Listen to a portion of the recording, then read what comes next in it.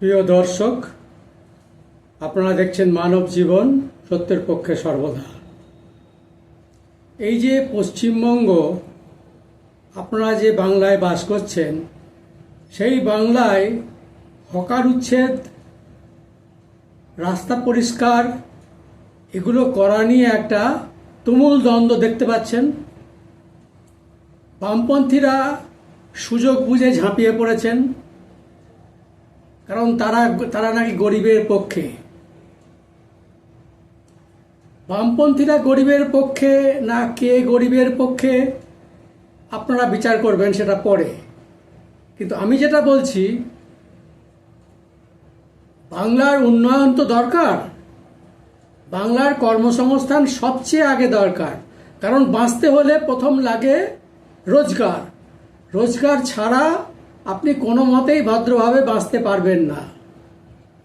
যে দলই ক্ষমতায় যাচ্ছে, সে দলই তাদের লোকেরাই দেখা যাচ্ছে অর্থবান হচ্ছে, কিন্তু জনসাধারণ যেখানকার তা সেখানেই পড়ে থাকছেন, বরং আরও কেউ কেউ নেমেও যাচ্ছেন অনেকে। তাই তো দেখতে পাচ্ছেন নাকি? ভালো করে লক্ষ্য করুন, যিনি ক্ষমতায় যাচ্ছেন তিনি অর্থবান হচ্ছেন, তিনি ফুলে ফেপে ঢোল হচ্ছেন। কি আর অর্থে, কি শরীরে, যেখানেই দেখুন ফুলে ফেপে ঢোল হচ্ছেন। তাহলে ক্ষমতায় যাদের পাঠালাম, তারা নিজেরাই যদি ফুলে যেতে থাকেন, তাহলে আমাদের কি করে দেবেন? সেটা কি সম্ভব বাস্তবে? 34 বছর বামেরা রাজত্ব করেছে, 15 বছর তৃণমূল রাজত্ব করেছে। এই 34 আর 15 49 বছর, অর্থাৎ প্রায় 50 বছর বাংলা ভারতবর্ষের অন্যান্য রাজ্যের থেকে ক্রমাগত পিছিয়ে পড়েছে। এটা তো বাস্তব, আপনাকে মানতেই হবে। বাংলা বন্ধা হয়ে গেছে, বন্ধা। বামেরা জ্বালিয়ে দাও, পুড়িয়ে দাও, কালো হাত ভেঙে দাও, এই করেছেন। শিল্পগুলি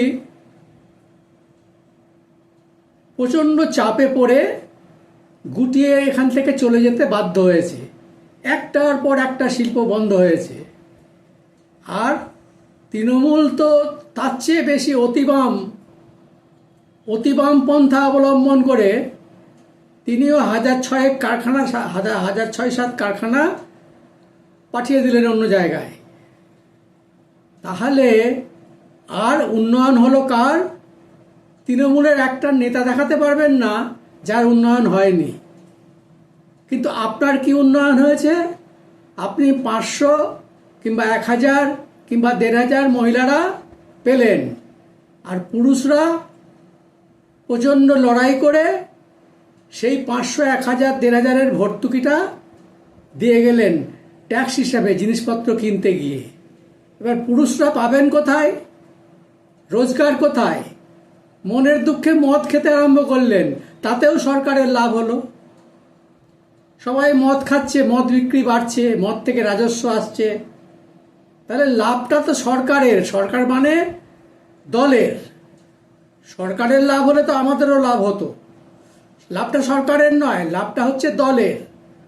আমার দলটা পুষ্ট হচ্ছে, আমার দলের কর্মীরা পুষ্ট হচ্ছে, তাহলে আমার দলটা টিকে থাকবে, আমি দীর্ঘদিন লড়াই করতে পারবো। কারণ এরাই তো লড়াই করবে, জোর করে ভোট নেবে, বুথ জ্যাম করবে, গ্রাম আটকে দেবে, ভোট দিতে দেবে না, তারপর গিয়ে ছাপ্পা ভোট মেরে সেটা কভার করবে। এরকম নানা রকম কীর্তিকলাপ করা হবে। তারপর যখন বোঝা যাবে যে সেটাতেও নাও হতে পারে, তখন কাউন্টিংয়ে গিয়ে ভয় দেখিয়ে, সবই রাজ্য সরকারি কর্মচারী, ভয় দেখিয়ে কাউন্টিংটা উল্টো করে দেবেন দরকার পড়লে। এই করে আপনার উন্নতি হবে? ভালো করে ভাবুন রাজ্যবাসী, ভালো করে ভাবুন, এই করে কি আপনার উন্নতি হবে? আপনারা কেউ ভাবেন না, শোতে গা ভাসিয়ে দেন, আমি তো ভালো আছি, এবার যা হয় হোক গে।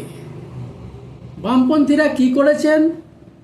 ট্রেড ইউনিয়ন আন্দোলন করিয়েছেন, আর ক্রমাগত সরকারি কর্মচারীদের মাইনে বাড়িয়ে গেছেন। আর বামে গরিবের সরকার বামফ্রন্ট গরিব মরে ভূত হয়ে গেল, বিড়ি শ্রমিকদের মজুরি বাড়াতে গিয়ে পারলেন না, তাঁত শ্রমিকদের উন্নয়ন ঘটাতে পারলেন না, কামার কুমোর ছুতোর মিস্ত্রি কারোর উন্নতি ঘটাতে পারলেন না। কাদের উন্নতি ঘটালেন?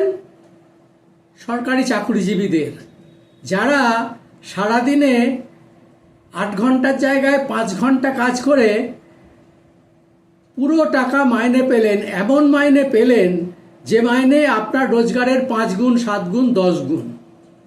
তাদের পুষ্ট করে তারা রাজনীতি করলেন। ভালো করে ভাববেন, শুধু পন্থাগুলো শিখবেন না, শুধু পন্থা শিখলে হবে না, সেই পন্থার প্রয়োগ হচ্ছে কি না, কিভাবে হচ্ছে, কারা করছে, এগুলোও আপনাকে বুঝতে হবে। তা বামপন্থীরা এখন দেখুন, এভাবে এভাবে বন্ধা পশ্চিমবঙ্গ হতে পারে না। পশ্চিমবঙ্গে যদি উন্নয়ন চান তাহলে ভাবুন, ওর সাম্প্রদায়িক উস্কানি, খুসখুসানি, ওইসব নানা রকম বক্তব্য, রাজনৈতিক বক্তব্যগুলোকে বাদ দিন। ওগুলো রাজনৈতিক ইস্যু হিসেবে না সামনে আনা হবে, ওগুলোকে ইস্যু ধরবেন না। আপনি শুধু খেয়াল রাখবেন পশ্চিমবঙ্গের উন্নয়ন কে ঘটাতে পারে, যে ঘটাতে পারে ভোট তাকেই দেবেন শুধু। এই শিক্ষাটা অন্তত নিন। আর মহিলাদের বলবো, ক্রমাগত সিরিয়াল না দেখে একটু খবর টবরগুলোও দেখুন, পশ্চিমবাংলায় কি ঘটছে না ঘটছে এগুলো খবর রাখুন একটু, না হলে প্রকৃত মানুষ হবেন না, প্রকৃত সিদ্ধান্তও নিতে পারবেন না। আজ এই পর্যন্তই বন্ধুরা, ভালো লাগলে সঙ্গে থাকবেন। অনেক অনেক ধন্যবাদ।